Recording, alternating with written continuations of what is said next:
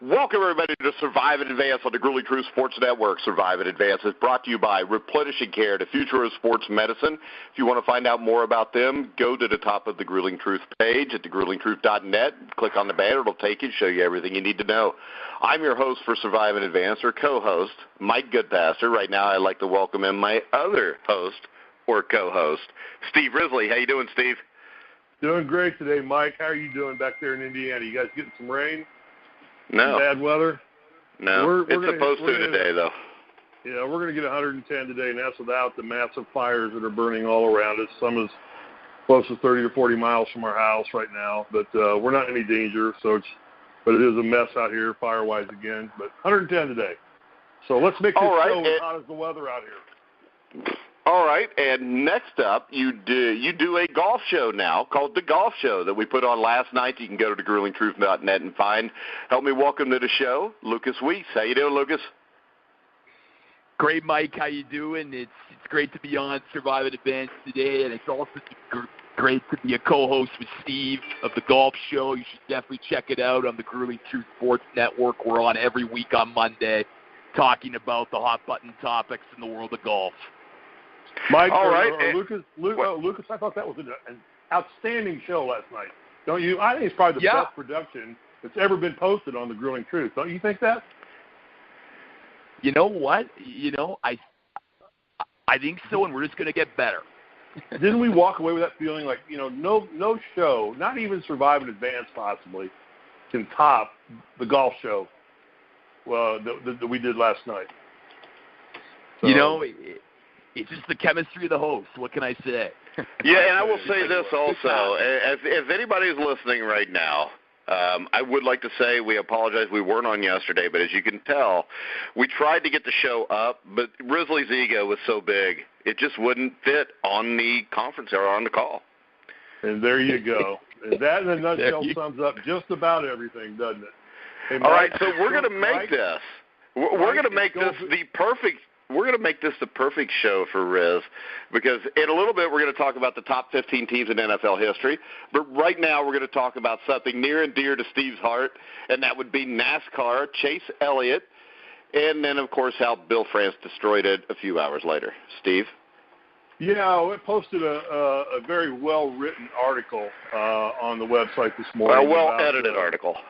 Very well edited. Thank you very much. Yes, I do not profess to be a poetic author in any way, shape, or form. I put my thoughts down on paper and have people clean up the mess. And whoever cleaned up the mess did a fabulous job. So, Mike, is that would be Jeremiah. So thank Jeremiah. Then we'll give kudos to Jeremiah for cleaning it up. But what happened on Sunday was an incredible race, first off, that finally NASCAR, which has struggled so much with trying to create competition and manufacture it to try and bolster TV ratings and seat fillings, sat back and just for once did the right thing, which was nothing, and let the race play out on its own.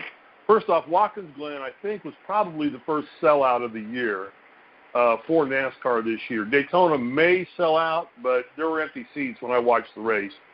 Watkins Glen was sold out. It's a road course up in upstate New York, and it was an epic duel between the two of the top drivers, Martin Truex Jr. and Kyle Busch, and the upstart, Chase Elliott, who is the new prodigal son for NASCAR, replacing Dale Earnhardt Jr., who replaced Dale Earnhardt Sr., who, was up there with Bill Elliott. And NASCAR always has a prodigal son that always gets voted incessantly the most popular driver of the year. It has now been thrust upon Chase Elliott's shoulders. Basically, in a nutshell, Chase drove his tail off in a neck-and-neck duel, first with Kyle Busch, and then Kyle Busch had an incident in the pits that basically took him out of contention. And for the last 15 laps, it was some of the best racing in NASCAR you had seen in years. It was Martin Truex, the defending Cup champion, running against Chase Elliott, the guy who had been robbed of victories, who had robbed himself of victories in the previous 2 years of the season, and who was supposed to be the next coming of Jeff Gordon and the savior of the sport. And he just simply outdueled him. It was magnanimous. They didn't throw any yellows. There was 4 or 5 spin-outs on the track at any given time. And the drivers just cleared their cars off the track because they saw what was happening. They're like, this is good. I don't know if they really thought that far ahead, but they got their cars out of harm's way off the track and just let these guys duke it out for 15 laps. And, I mean, it was bumper to bumper. fender to fender, who was going to screw up first, and neither one of them did. Eventually, Chase held him off. I mean, and he outdrove him. He held off Truex, but on the last 3/4 of a mile, Truex just ran out of gas trying to chase Elliot down. Chase Elliot down. How about that? There's a pun on words. That was awesome. And Chase Steve walked away with his first victory. And it was a red letter day for NASCAR.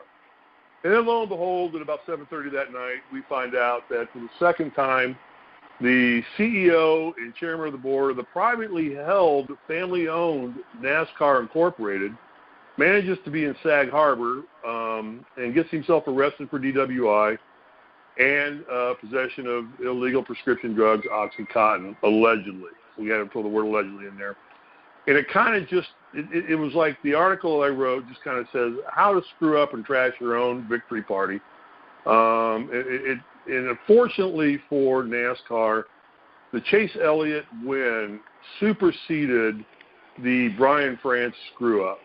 And on any other day, it would have been just a terrible blow for NASCAR because this is the second offense of this. I mean, that I'm aware of. There may be more, but most of them happen in Daytona, and they probably get hushed over a little bit.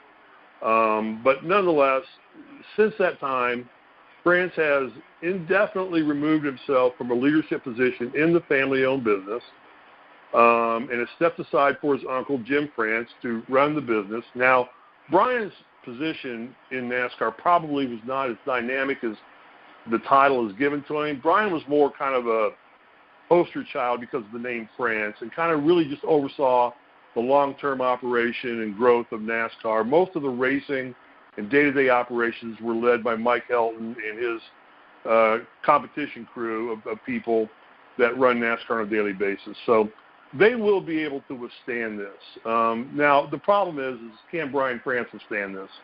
I think right now with declining attendance, with sponsors pulling out, their Monster Energy is dropping out, they're going to need a new title sponsor. They're trying to package different deals together to get that.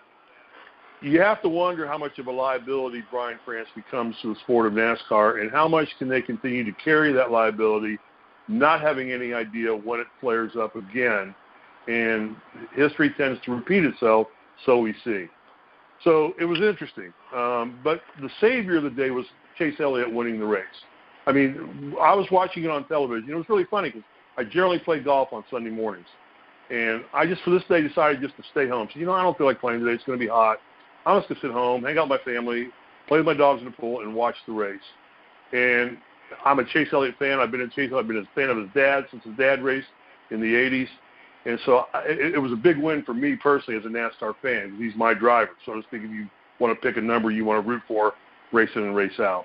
So it was a great day. And unfortunately, though, we get the tarnishment there again of how did Peyton Manning call it? His idiot kicker got all liquored up. Isn't that what he called Vanderjagt the one time when he missed a chip shot field goal to win the game? Yeah, his idiot kicker got liquored up. Here, the idiot CEO got liquored up and tried to ruin the day, but it certainly took a little bit away from it. It's been funny to watch how the NASCAR News has handled it. Dave Moody, who runs a big show on Sirius Radio, on NASCAR radio show on Channel 90, was just making all kinds of apologies and defending France and saying it's not that big a deal and no one person makes a sport. NBC led with it on their NASCAR show. Fox, the other big sponsor, and does the first half season, buried it about 45 minutes into a 1-hour show yesterday on NASCAR. So it was interesting to see the dynamics of how they all handled this thing with kid gloves. So it'll be a little interesting play out. If things keep going the way they're going, NASCAR is making a little bit of a resurgence. And the playoffs are coming up in 4 races. And the way things are setting up right now, the last 3 or 4 races being really great finishes, should make for an exciting and interesting finish in NASCAR this season and maybe put some relevance back into the sport. And I've taken up way too much time. Read my article. Yeah, definitely read Steve's article, edited by Jeremiah Pricer. Yes. I think Jeremiah actually took like 17 straight hours to get that done so we could get it up this morning. And it took me 17 minutes to write it. That tells you how bad it was. It never takes me longer than 10 minutes to write anything. So there you go. Jeremiah's the guy hurting here. All right, our topic today: top 10 teams in NFL history. What? Talking about T.O.? Yeah, I'm tired of T.O. If we talk about T.O., that's why T.O. did this. No. I'll just say this. If you watch T.O. cry for 15 or 20 or 30 minutes on stage, there's no reason to talk about it. I just thought about that. It's like the dude's doing this to get attention, so we're just going to ignore him, and we're going to talk about the top 10 teams. No, wait a minute. We got to talk about this a little bit because Lucas and I talked about it on our golf sale last night. And here, because it is, and here's what I want to say. I feel very badly for T.O. because he just took away something from his life that he has no clue what he did. And he may think he won the battle, but trust me, Mike, he lost the war. Okay? Yeah. He may have won the battle by not going there and not being with his teammates and enshrined into the Hall of Fame, but he lost the war because 15 years from now, his kids, his teammates, other enshrinees are going to come, and he's going to be so irrelevant when he wants to be relevant that it's not going to matter. He sold himself out for 15 minutes of fame Saturday afternoon while our friend Robert Brazil, Jerry Kramer, other greats were getting put into the Hall, and Brian Urlacher, and he wasn't a part of that, and I feel badly for him. I feel badly that he just wasn't smart enough to see what That's been his whole life, though. He's never been smart enough to see that. He's a tragedy. Well, it's always been his way or the highway. Yeah. And this is the thing. When you look at it, T.O., Randy Moss was probably thought of as probably thought worse about than T.O. And now, just with one day, that has completely done a 360. Right. Well, Randy Moss was great. Yeah, I mean the way Randy handled himself at the ceremony, we all knew T.O. was a better receiver, a better athlete, better receiver, and Randy was great. There's no doubt about it. But T.O. was better. But that just all flip-flopped. It all flip-flopped because he got his feathers ruffled a little bit. I don't even know because he didn't get in on the first ballot. God, I mean, come on. I mean, it took me 30 years to get in the Hall of Fame for the Indiana High School Basketball Association. 30 years I was eligible before I got in. And I thought it was the greatest thing in the world when I got the call that I was going in. It didn't matter to me that it was 30 years. It's not – he just missed the boat. And I'm not going to bash him because he's going to bash himself in a period of time. He's going to go back and go, boy, if I had this to do all over again, this is what I'd do. So. All right, so Lucas dropped out. Now he's back.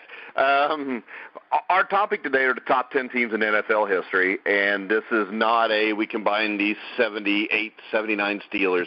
You pick one team from 1 year. You give us your top 10. Lucas, what's your number 10? My number 10 is the 76 Oakland Raiders. I think, they're not in, my top 5, but they were a great football team, Mike. They only lost twice that year. Hey, Lucas, me and Steve are not idiots. So when you say they're number 10, you don't have to quantify that after by saying they're not in my top 5. No, but I just wanted to say that the reason why is because, there's other reasons why my top 5 are higher than this team, but the Raiders were a great team. And, coached by John Madden, they had some Hall of Famers on that team, Gene Upshaw, Marcus Allen, and I like that team. They won the Super Bowl that year, so I like the Raiders, 76 Raiders, number 10. All right, I've got the same number 10 as you do, Lucas. When you let me just say this, I've got the same number 10 as all of you do, too. So no, you don't. You just said that because you didn't study.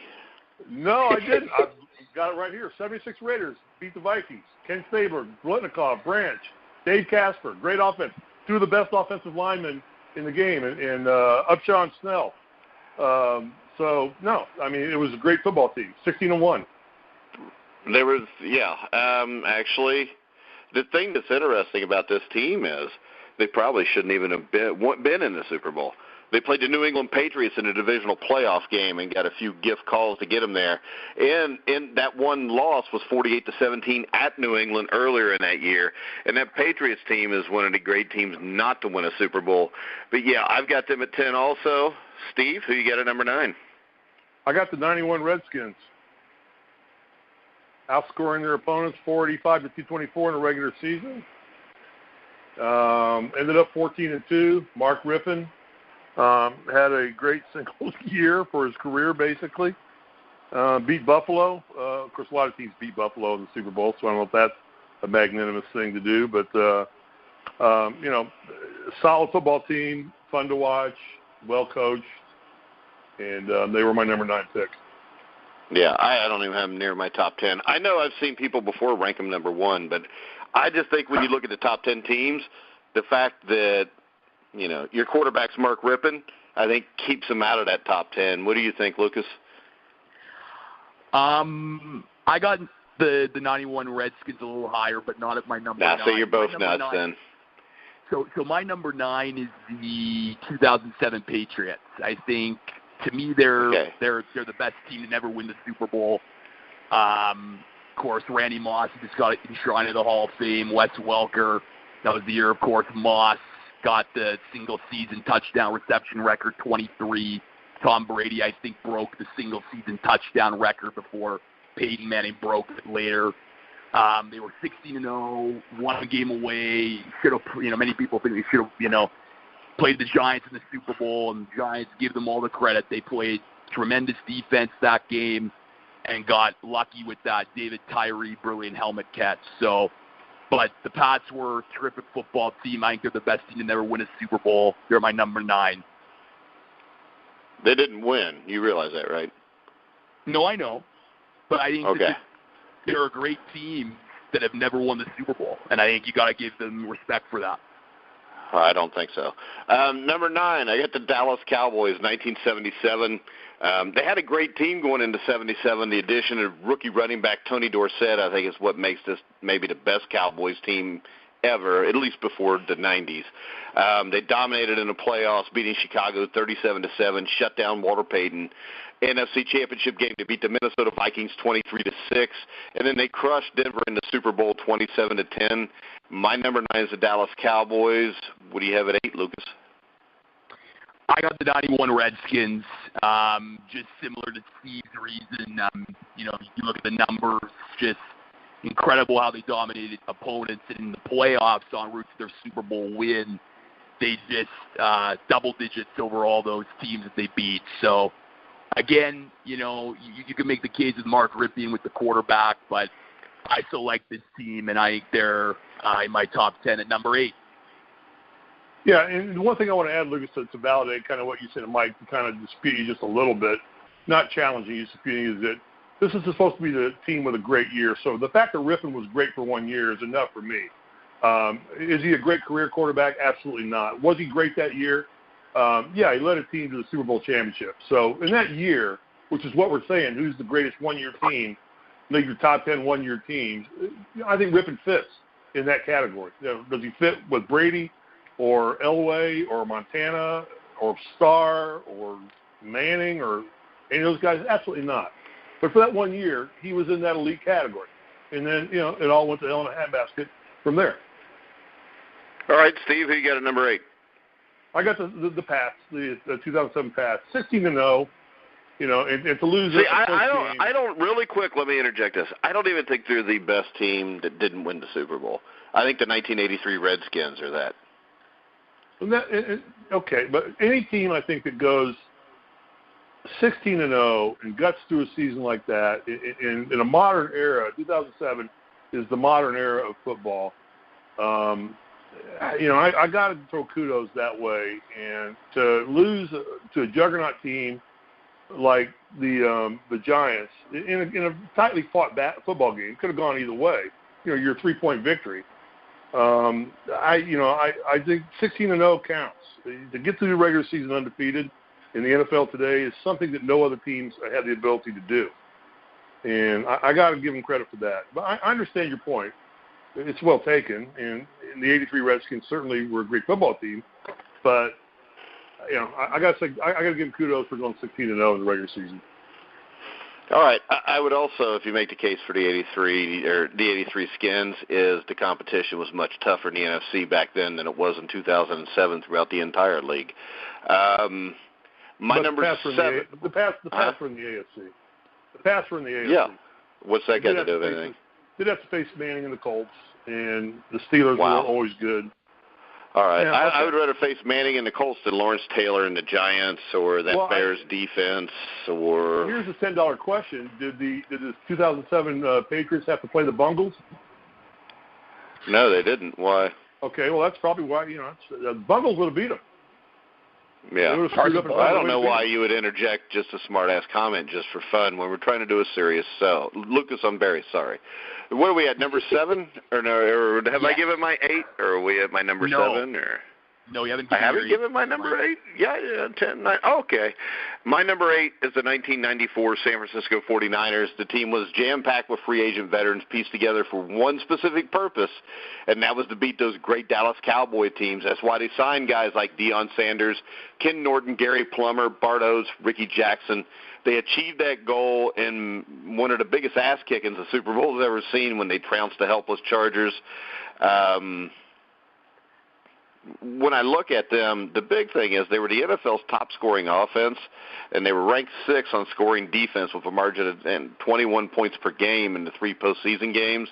And you had Jerry Rice catching passes from Steve Young. So my number 8 is the 1994 San Francisco 49ers.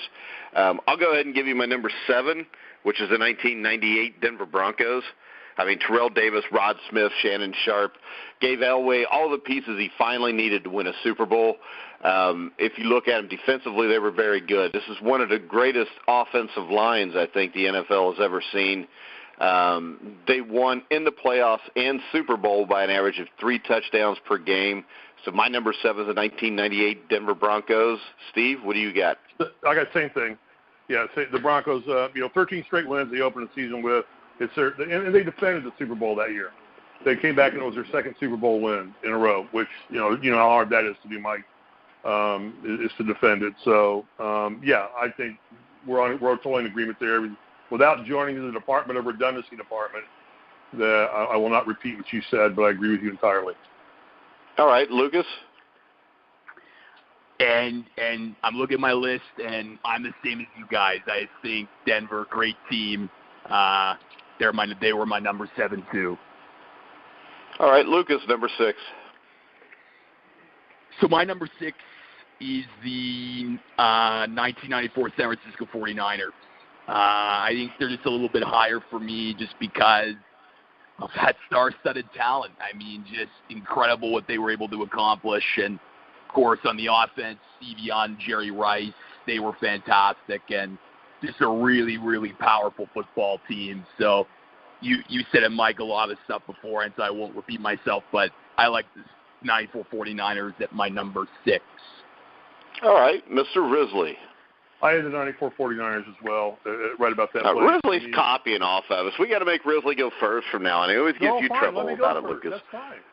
That's no problem. I've got my list down here on paper. I think what was great about that. What was great about that team was that it was a second coming of the Bill Walsh, Joe Montana era with Seifert and with Steve Young. And to be able for a franchise like the Barlow was able to do and repeat that and rebuild that franchise to as great of a franchise as it was with Walsh and Montana, I think says a lot to that football program, that organization, and that team. And, Steve Young certainly in his day was as great a quarterback as there was in the NFL, leading an offense and scoring points. And Seifert certainly had huge shoes to fill in Bill Walsh in the West Coast offense. So I think that was, to me, that's probably I'm ranking that team too low. So how about this? Here's the biggest question to all of this. We've all got them ranked, number 6? Yeah. So what happens if Jerry Jones is not a dumbass and he doesn't fire Jimmy Johnson? Would we even talk about the 94 Niners? Yeah, well, no. If it's the middle word in life, yeah, you're right. Probably not. Yeah, but I mean, it was basically, it's not even an if. It was somebody that did something absolutely stupid.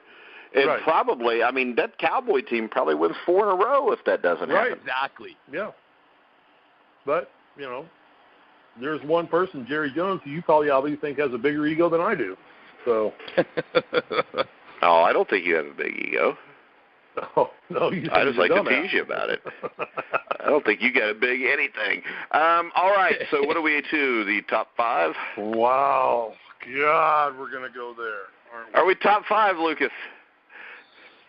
Yes, we are. Are you sure, Wait, Lucas? I want to go first. Wait, I didn't give my number. Did I give my number 6? No, I don't think you did, Mike. Mike, you're number 6. Give me your number 6, Mike. My number 6 is the 1972 Miami Dolphins. And I know they were undefeated, and they were a truly great team. Here's the difference between them and all these other teams.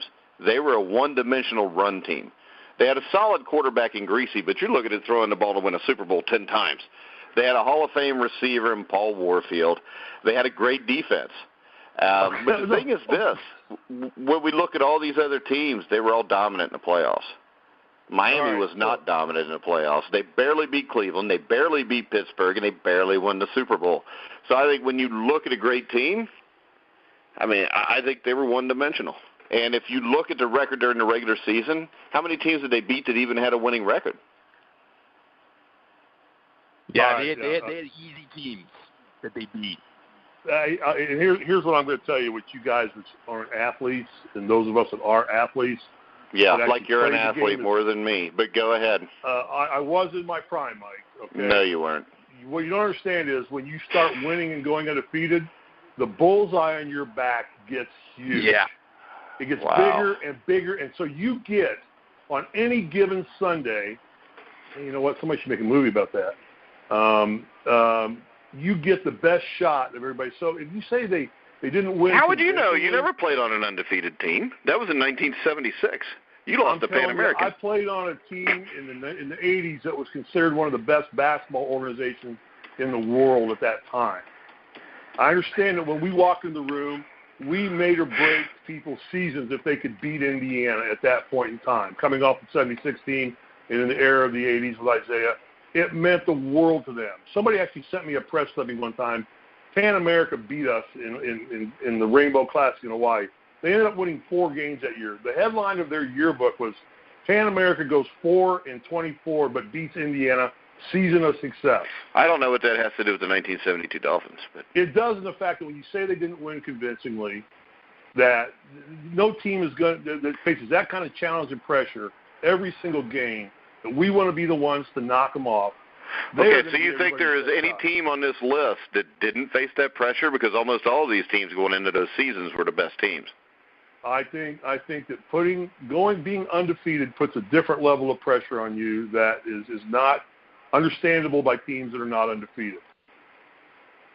And how many teams have done that in that point in time? And you talk about a one-dimensional game. Yeah, they had 3 backs, Morris, Kick, and Zonk all rush for 1,000 yards. I think they finally gave Kick. Didn't they give him like a reverse a penalty somewhere where they gave him the yards necessary after the season to put him over 1,000? Wasn't there some flaw in that?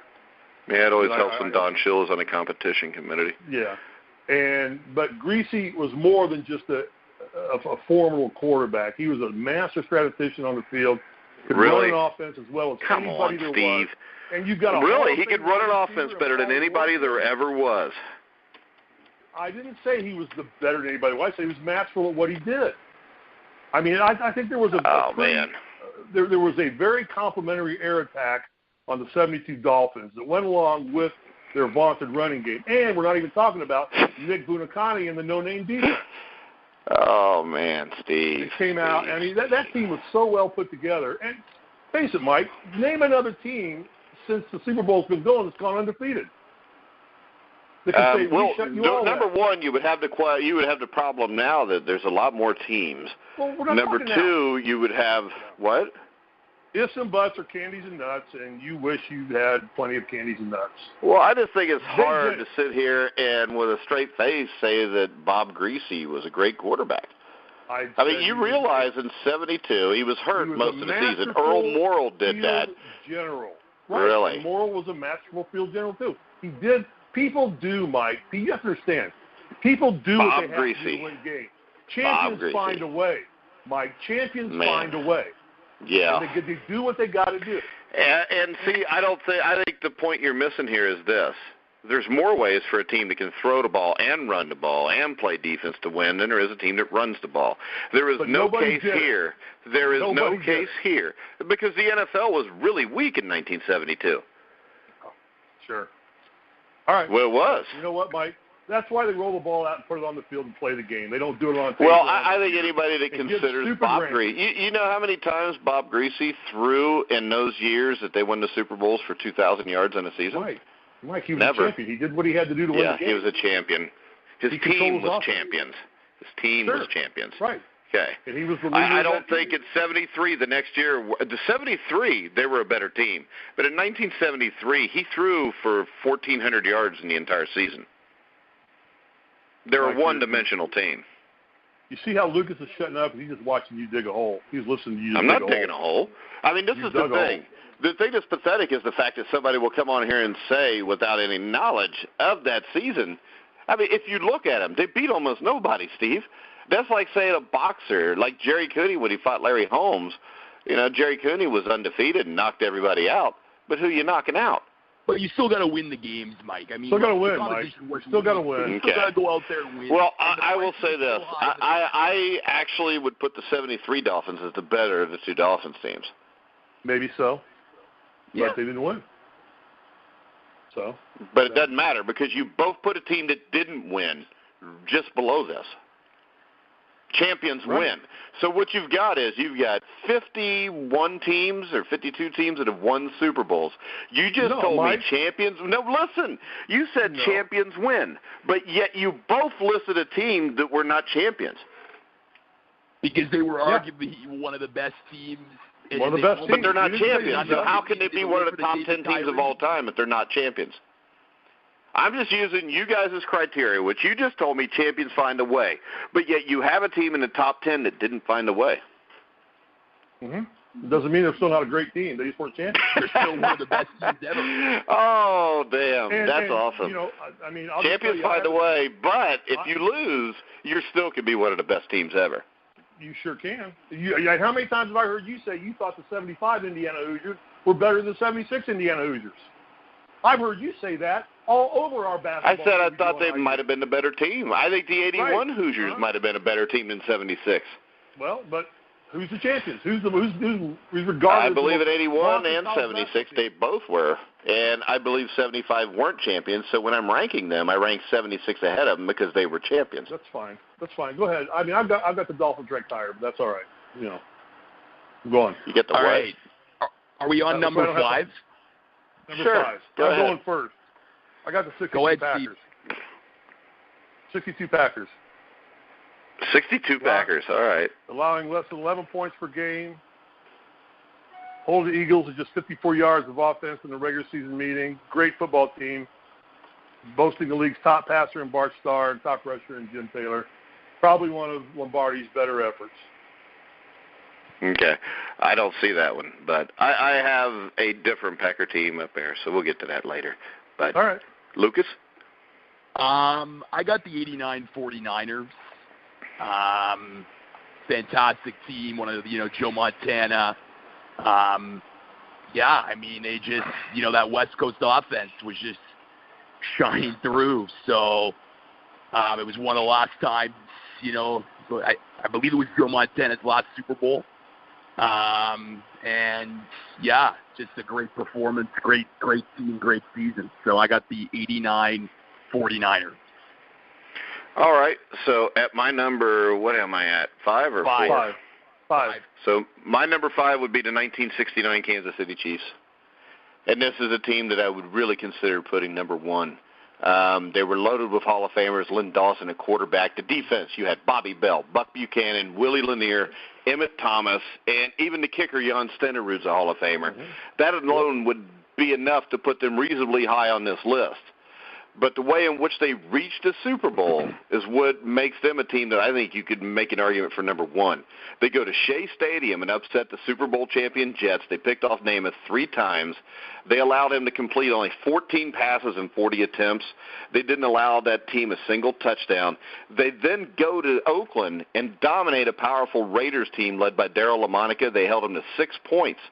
You get to the Super Bowl, and they go in as like a 2-touchdown underdog to the Minnesota Vikings, who would be on this list if they'd have won that game. I mean, the Vikings were beating the hell out of everybody. I think they beat I think it was they beat Cleveland, I think, in the NFC Championship game, like 38-0, and the Chiefs just beat them 23-7. So the Chiefs, in 3 games against the Jets' high-powered offense, the Raiders' high-powered offense, and the Vikings' offense, gave up 1 touchdown.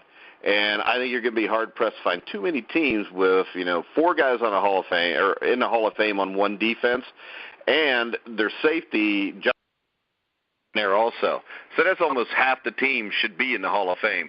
So my number, whatever it was, 5 would be the 69 Chiefs. Yeah, I had them higher. Yeah, you're right. You didn't mention Otis Taylor and Morris Stroud.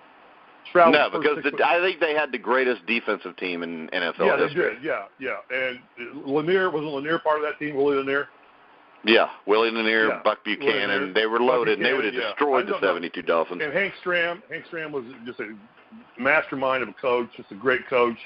But Stroud, I always liked his first 6'10" receiver in pro football, I think.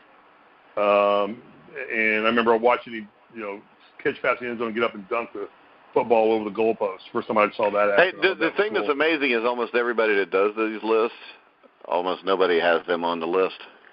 Yeah, that was a great team, though. Yeah, and you're right. Well, people are idiots. Yeah, which brings us to Lucas.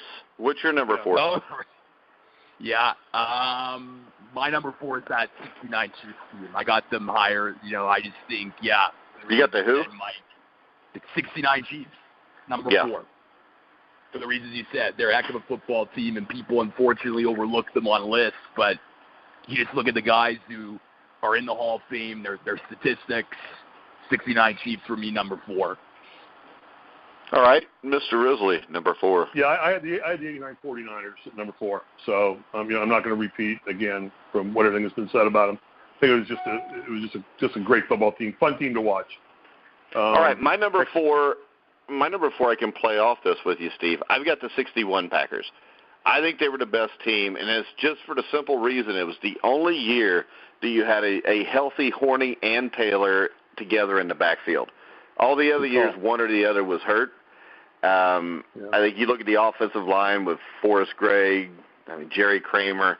Defense was stacked with Hall of Famers, Ray Nitschke, Willie Wood, Willie Davis, Henry Jordan, Herb Adderley.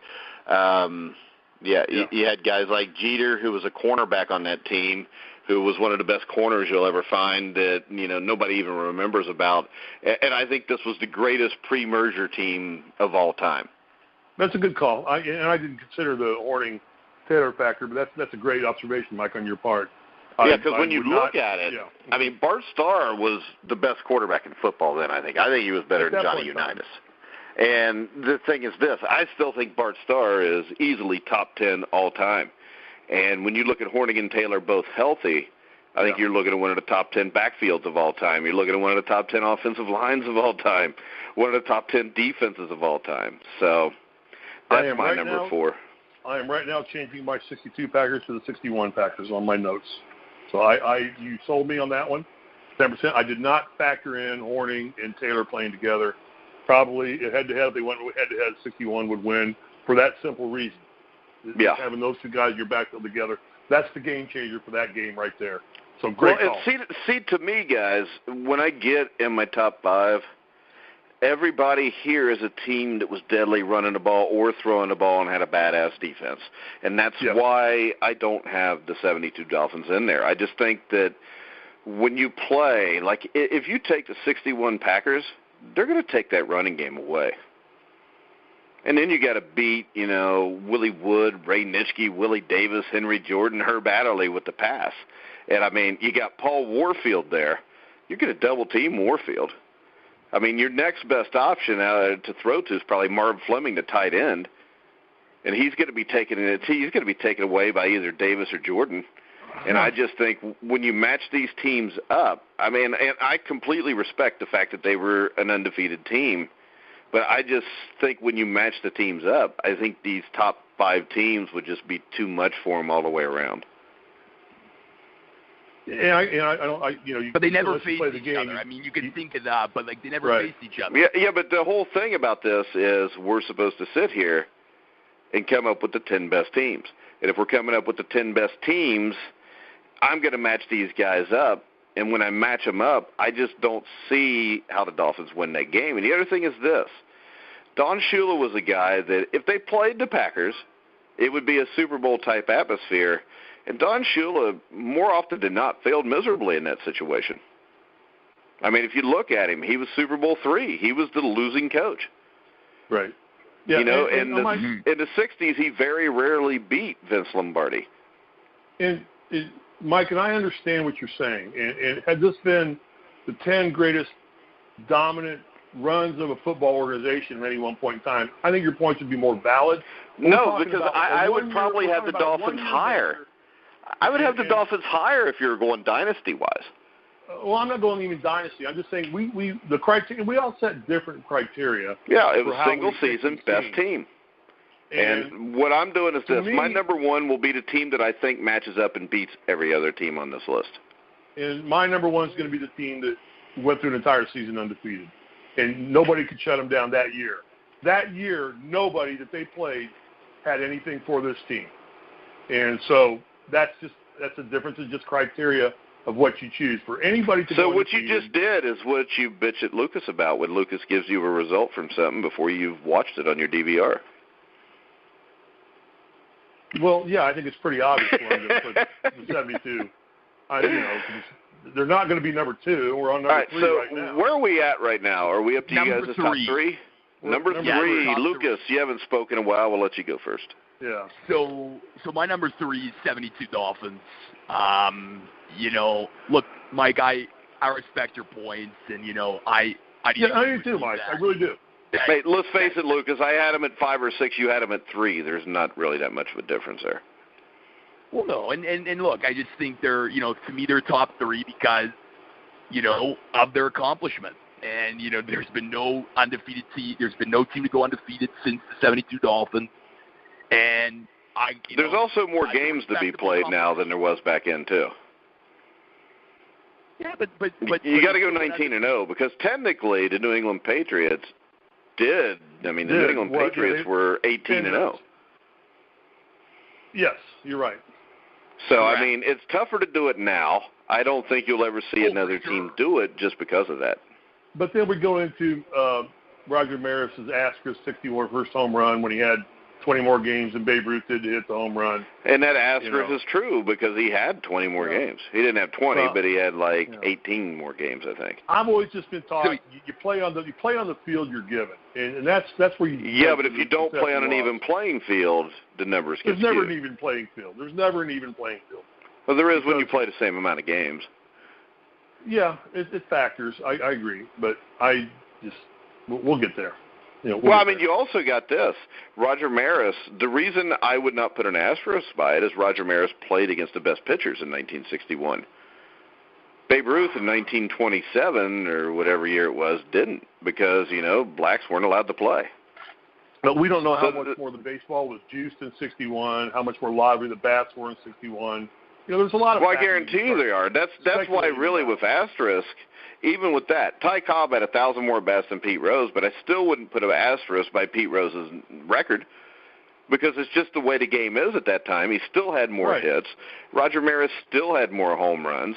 Now, the asterisk with, Mark McGuire or Barry Bonds, I can buy because just imagine how many home runs Maris and Mantle could have hit if you'd let them juice for a year.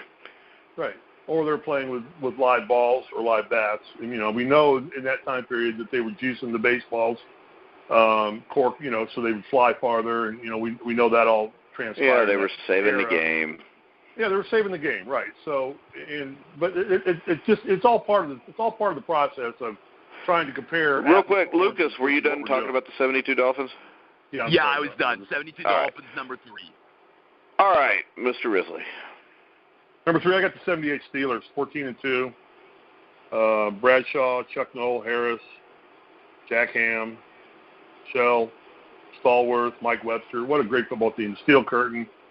Probably could make an argument for them to be number 1, truthfully. I don't know why I don't, because they were just a dominant football team and a dominant 4-year stretch for that football team. Chuck Noll, just a great coach. Bradshaw, again, just a field general who did what he had to do to win games. Franco seemed to never make a mistake when he didn't need to make a mistake. That defense was as brutal as anybody.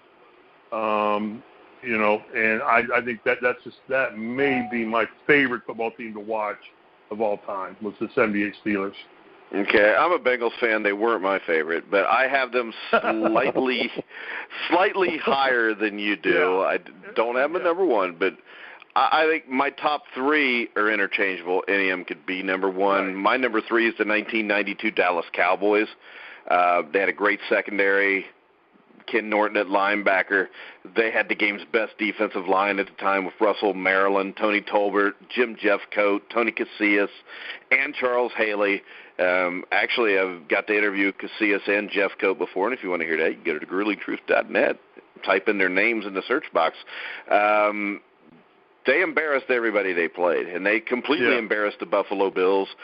Without Leon Lett's gaff at the end of the game, I think the final score of that game would have been like 66-10 or something. And I think people really forget how great a defensive team that Cowboys team was. But when you look at them, they can stop the run, they can stop the pass. I mean, you got Emmitt Smith, one of the greatest running backs in NFL history. You've got Troy Aikman, one of the greatest quarterbacks. Michael Irvin, one of the greatest wide receivers. So my number three, I've got the Dallas Cowboys. Riz, what do you got at number two? Number two, and I'll say this about the Cowboys. Sadly, I don't have a Cowboys team in my top 10, and I'm wrong for that because there were so many great Cowboys teams, but there's just something about that franchise that makes you not want to like them. For one reason or another. Maybe it's they always want to wear their white uniforms, or maybe it's Jerry Jones, or Tom Landry, who was a genius coach. That's the fact that they call him America's team. Yeah, but there's just something about it that just makes you not want to. And I didn't consider a Cowboys team, but you're right. To say I've got a top 10 list that does not include a Cowboys team is really kind of a joke on me because they've had 10. I know, and it totally invalidates your number one pick of the 72 Dolphins. And it might. It very well might. I don't profess to be a rocket surgeon on this. All right, what do you got at number two? My number two, I got the Chiefs.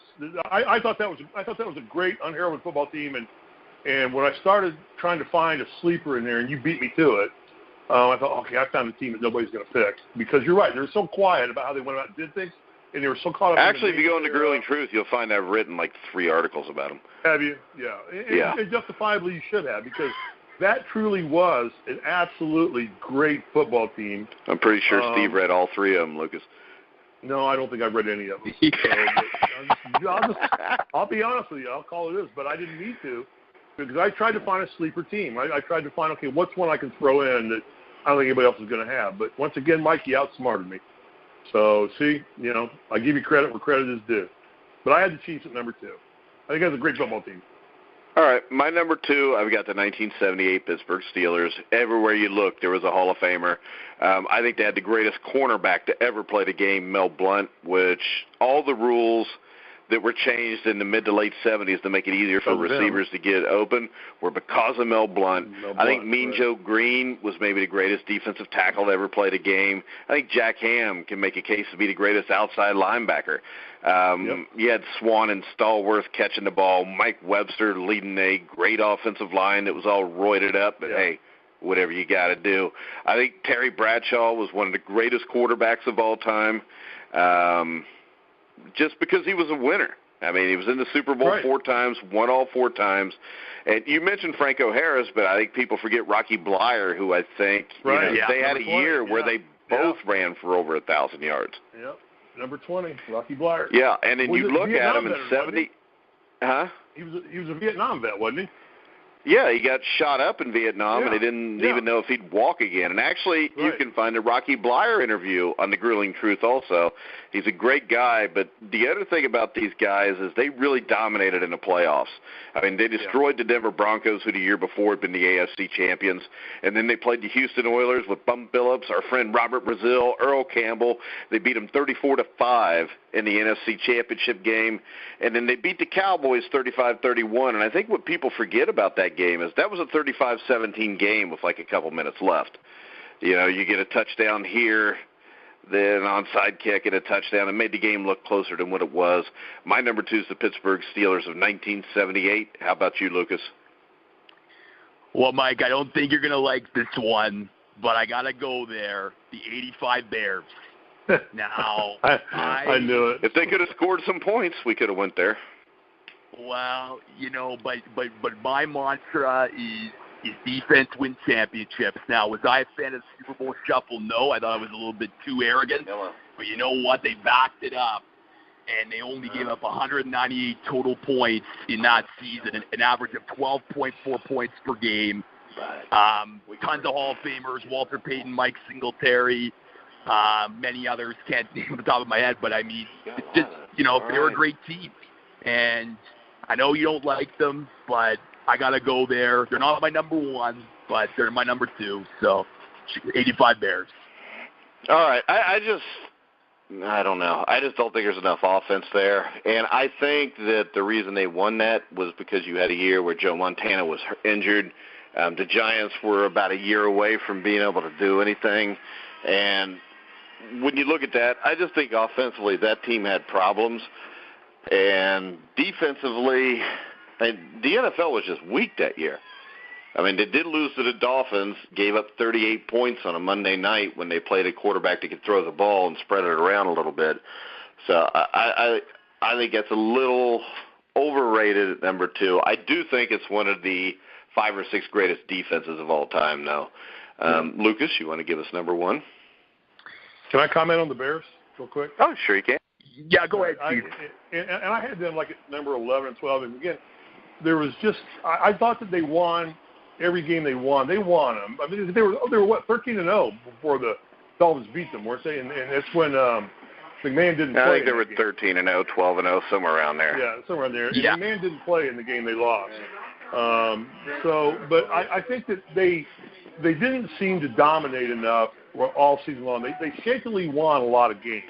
I know they dominated the Super Bowl against the Pats and won that game 45-10 or something around those numbers, somewhere in there. But they just didn't seem to really. Their defense seemed to be. You talk about one-dimensional teams, like you want to talk about offensively, the Dolphins being one-dimensional. I felt that the 85 Bears, were kind of pretty much the same way. They did have sweetness. They had Walter, great, but but that's not Walter in his prime anymore either. That's Walter 9 years into his career. Right, and then they had the fridge, and all that gimmicky crap. There was too many gimmicks about that team that I just kind of doesn't want me to put them with the 78 Steelers or the 72 Dolphins. I think were just no-nonsense teams that just went out and kicked your ass. All right, Steve, number one. I got Dolphins. Yeah, I mean, I have to go. I'll just say this: I respect your ability to disagree, and you make valid points. I just think that any team that goes undefeated in an NFL season deserves that moniker. I think they do, regardless of the time and era they did it. I think that in that area, which still is the beginning of the modern era of NFL football, to go undefeated and to take everybody's challenge for the entire season and to not slip up or falter one time, just tells me that for that given year, not for a dynasty, not for a career, for that given year, that was the most dominant team in pro football because they simply nobody in their time period could beat them. That's why. Yeah, but doesn't dominant mean kicking everybody's ass? No, it just means winning every game. Okay. I would think that's finding a way to win that's not dominant. But well, they did find ways to win. They did find ways to win. Okay. Lucas, number one. My number one is the 78 Steelers. For the reasons that you guys mentioned, I just put them on that pedestal just because so many Hall of Famers, both sides of the ball. They were an exciting team. And, yeah, I mean, that Super Bowl that they won that year, 35-31 over the Cowboys, probably wanted to be a top 10 Super Bowl of all time. So, yeah, I got the Steelers, 78 Steelers, number one. I'll be done in 5 minutes. I guess we're getting off the air in 5 minutes, Lucas. Yeah, we are. I guess we're done. Sorry y'all heard that, but... So if you got to take a crap, hold on for 5 minutes, Lucas.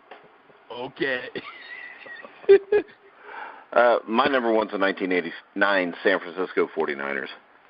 Could have made a case for 85, but 89 was the most dominating team. Won the Super Bowl 55-10. Beat Minnesota in the playoffs, I think something like 38-9. NFC Championship game, beat the Rams 38-3. Joe Montana had maybe the greatest season any quarterback's ever had that year. Aside from him, you had, of course, Jerry Rice, John Taylor as the wide receivers. You had Tom Rathman and Roger Craig running the ball. On the other side of the ball, you had Ronnie Lott, who was dominant, Charles Haley, Pierce Holt, Kevin Fagan, one of the best pass rushes in NFL history. You had Matt Millen, Mike Walter, and Keenan Turner contributed a ton on defense. I think this was the most dominant team I've ever seen. Yeah, and you know what they were too, Mike? They were the most fun team to watch play. For sure. They just ripped you apart. I mean, they found so many different ways to beat you, offensively, defensively, long drives, quick hits. You had Rice. I mean, you had Montana just could pick you apart for 15 plays. You could go long to Rice and end it in one play.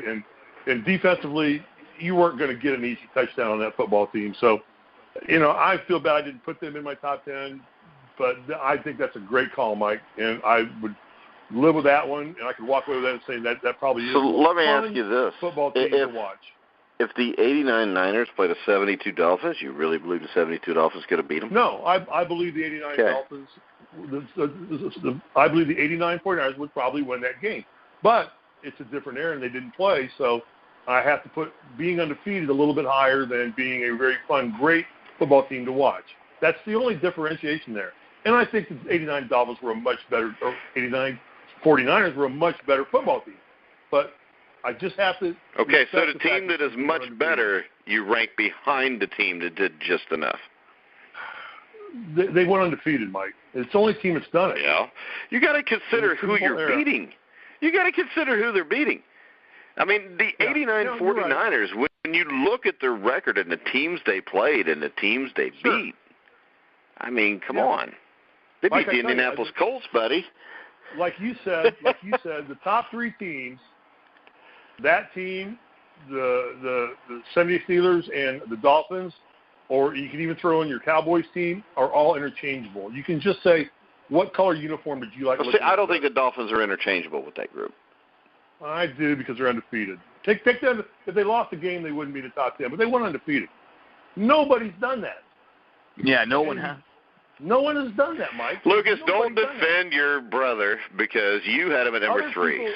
Other people I agree other with people you. have gone out and dominated Super Bowls. They've dominated Super Bowls. They've won big in Super Bowls. They've proved their might on both sides of the ball, but nobody else can say they went undefeated.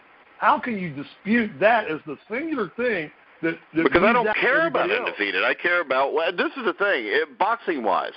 Don't you play a boxer is usually not considered great until he loses, so you see how he responds to it. Okay. You're not great unless you can overcome a great obstacle. Now, Miami did do that when they lost their starting quarterback for most of the season. But the undefeated thing, not that big a deal to me. Yeah, it's a different weighting that we each put on it, and I don't disagree with you. Different criteria. It's a criteria. Yeah, and I think in 1989, getting past the Bill Parcells-led New York Giants, Mike Ditka's Bears, Buddy Ryan's Eagles is more impressive than what they did.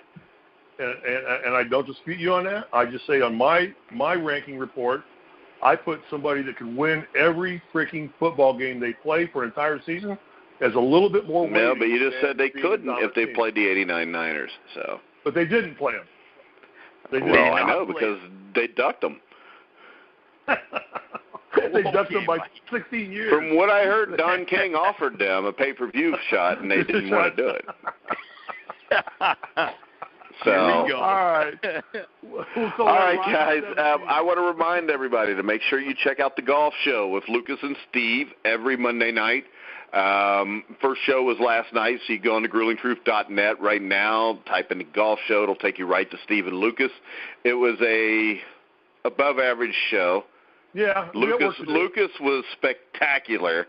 Steve brought him down a little bit, but I expect that Lucas, much like Magic Johnson did, will just kind of raise Steve Risley up the way Magic did, Kareem Abdul-Jabbar and got him over the top.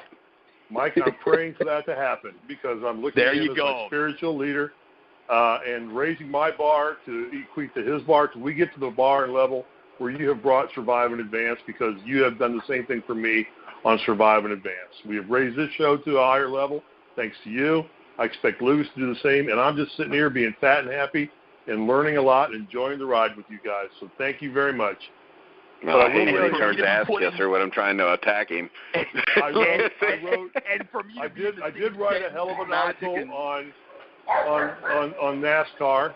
Okay, once again, Jeremiah edited a hell of an article. But yes, you wrote a hell of an article. I wrote it, and he edited it, and it's worth the read. It's only like 6 or 7 paragraphs. It's not going to take you all day to read it, and you'll enjoy the article. But great show, guys. I enjoyed the debate. I think we all made valid points, and we all picked pretty similar teams. So we all kind of got our heads screwed on straight somewhere.